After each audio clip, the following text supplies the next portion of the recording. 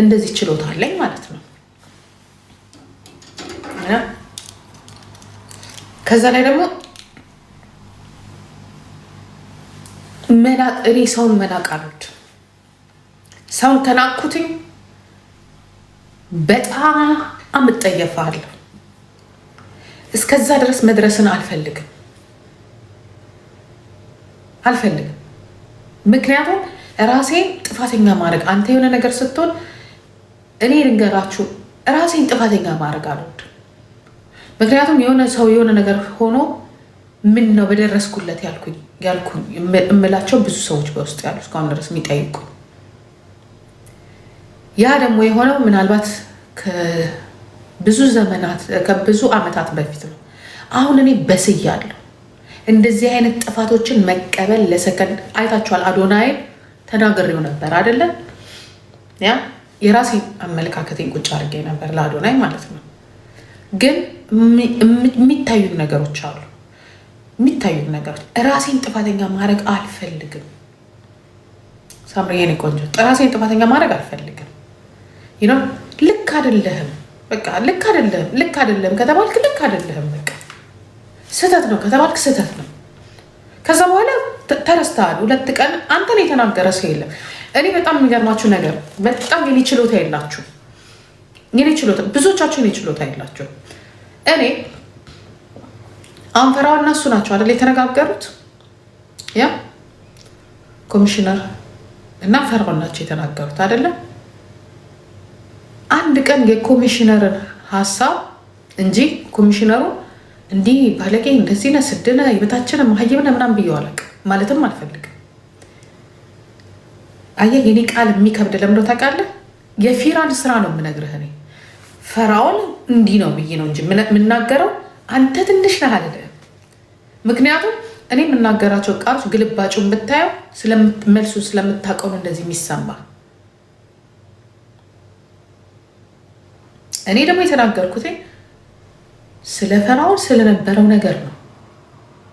በቃ ስለነበረው ነገር አንተና አንተን የመሰሉት ፈራውን እንዲህ ነው እንደዚህ ብለን እንላለን፣ ታሪኩን እናወጣለን፣ የእሱን ሂስትሪ እናወጣለን።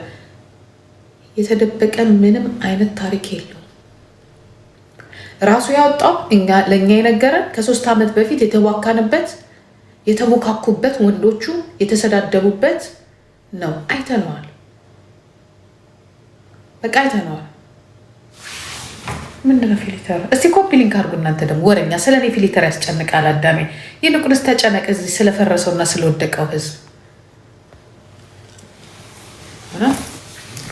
እነዚህ እዚህ ላይ ቁጭ ብለው ስለበሰበሱት ስለነሱ ተጨነቁ። ስለ ትልቅ ቀላሎች አይስወር ስለ እኔ ፊሊተር አይጨነቃችሁ ጋይዝ። ወዳችኋለሁ ባይዘዌ።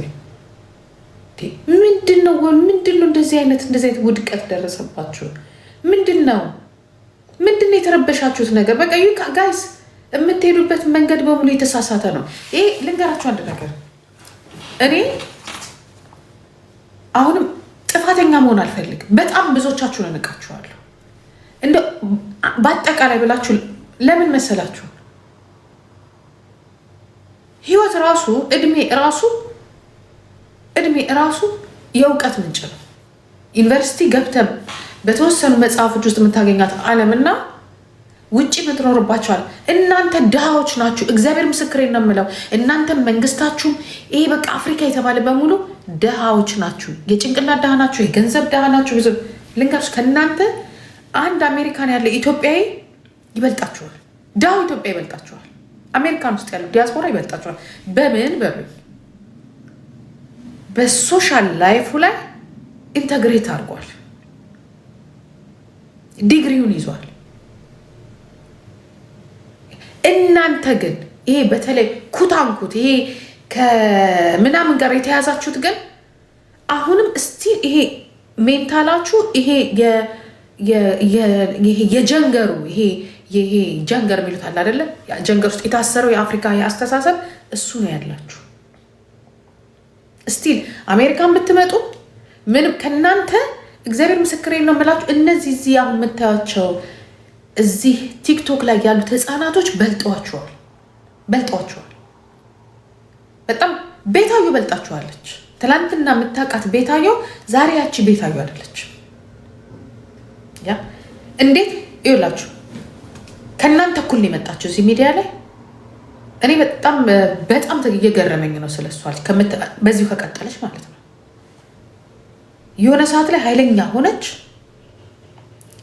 ኃይለኛ ሆነች ሄደች ጧጧጧጧ አረገች በአቅሟ። ሁላችሁም አዳምጣችኋታል። ከላይ እስከታች ከመንግስት ከብድ እስከ መንግስት አዳምጣችኋት። ከዛ በኋላ የሆነ ብሬክ ወሰደች። ከዛ በኋላ ተለወጠች። ዛሬ የምትለውን ነገር ብትሰማ እናንተ ደደቦች፣ እናንተ ትላልቆቹ እያላችሁ አይደለም።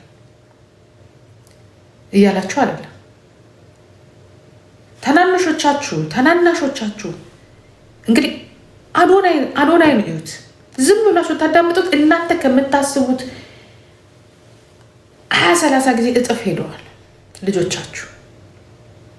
እናንተ ግን እስቲ ሚሊዮን ብር ያልገባ ዶላር $28,000 ይህ ሰው ያለው ስትባል ለ28 ሚሊዮን ዶላር የምታብዳ ጨብጫቢ ነው ያለው። ይቅርታ አድርግልኝ። እኛ ዛሬ እኔ እግዚአብሔር ምስክሬ ነው የምላችሁ፣ እኛ እራት የበላንበት ሰውየው እኛ እራት የበላንበት ሬስቶራንቱ የኔ እናት ጀርመን ላይ ቢያንስ ያለው ንብረት አይደለም። እንዴት ግን ሰውን ጎንበስ ብሎ ሰላም እንደሚል እንዴት ከሰው ጋር እንደሚግባባ ስንት የሀብታም ማዕት እኮ ነው ያለው። የሀብታም ማዕት ግን ለሰው ያላቸው አመለካከት፣ ለሰው ያላቸው ሬስፔክት።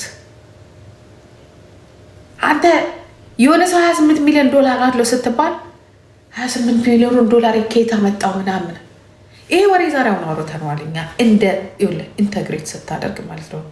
ይህን ወሬ አውርተነዋል። እንዴት ሰውየው ብሩን እንዳመጣው፣ እንዴት እንደዚህ ሚሊዮነር እንደሆነ፣ እንዴት ይሄን ያለ አውሮፓ ውስጥ የዚህን ያህል እንደዚህ አይነት ሬስቶራንቶች እንዴት እንደከፈተ፣ እንዴት አድርጎ ፋብሪካዎችን እንደከፈተ፣ እንዴት ሀብታም፣ እንዴት አሁን ይሄ አንድ ቻይና ውስጥ ከሚታወቅ አሁን እናንተ ህንድ ነው የምትሉት አይደለ? ከፊራኦል ጋር የነበረው ሰውዬ ቻይና ውስጥ ደግሞ አሊባባ ምንድን ነው ቻይና ውስጥ የሚታወቀው ባለ ሀብት ጋራ በሙሉ ስራ እየሰራ ነው ሰውዬ።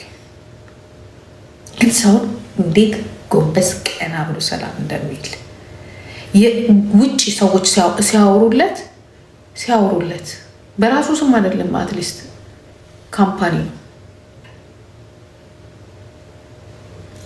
እኔ ምን ሆናችሁ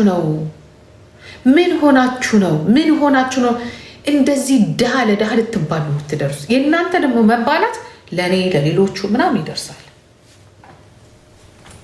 ፊቸር የላችሁ። በቃ ይሄ ነው ፊቸራችሁ የእናንተ። ፊቸር ስራችሁ እኮ የገንዘብ ፊቸር ብቻ አይደለም፣ የሀብት ፊቸር ብቻ አይደለም፣ የደስታ ለመደሰት እየሞከራችሁ ነው።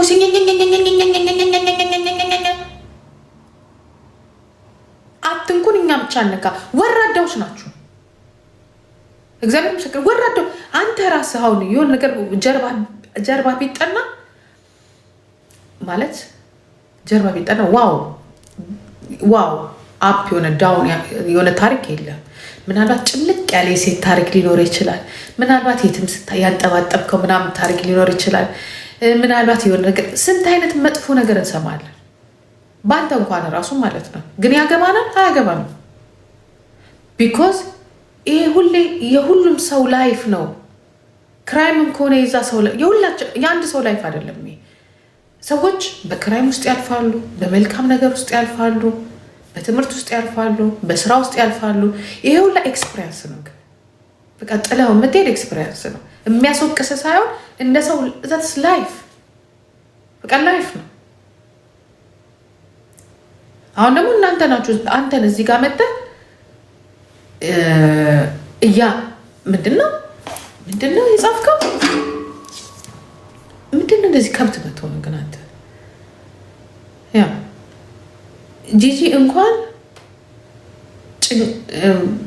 ከሁለተኛ ክፍል ባቋረጠ ጭንቅላቷ የቀረቡ ማስረጃዎችን አይታ እረ ይሄንንስ ምንም ብጮ ልደብቀው አልችልም ብላ የሽሙጥ ሳቅ ስቃለች እኮ።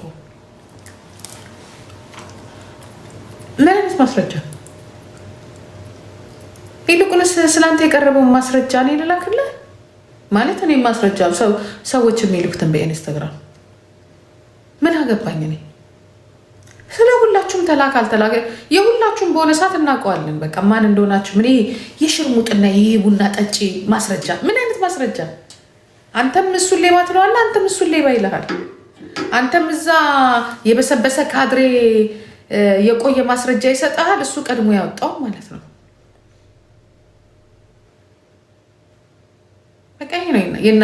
በቃ ይሄ ነው። ከዛ ያለፈ ምንም ነገር የለው። እስቲ ማስረጃ ስትሉ የሆነ የሚጠቅም ማስረጃ ሌብነትም